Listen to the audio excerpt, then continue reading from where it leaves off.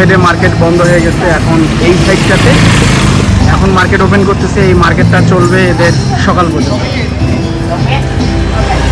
রাত 12টা থেকে সকাল পর্যন্ত। যে কেবল এনি বসাচ্ছে, আর চায়না টাউনের ওই দিকটা কিন্তু বন্ধ হয়ে গেছে। এরা কেবল মার্কেট দোকান শুরু করতেছে।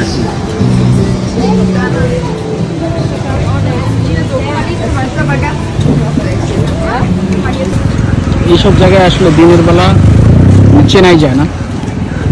দিনের বেলা আর রাতের বেলার মধ্যে অনেক পার্থক্য। দিনের বেলা আসলে একরকম, সন্ধ্যার পর থেকে সব ক্লোজ হয়ে যায়। তারপর রাতের বেলা আবার অন্যরকম, সবাই কেবল গোছাচ্ছে।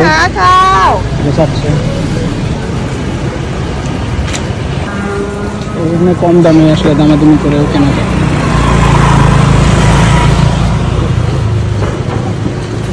একেবারেই খুচরা মার্কেট বলা যায়, যে কম দামে জিনিসপত্র পাওয়া যায়।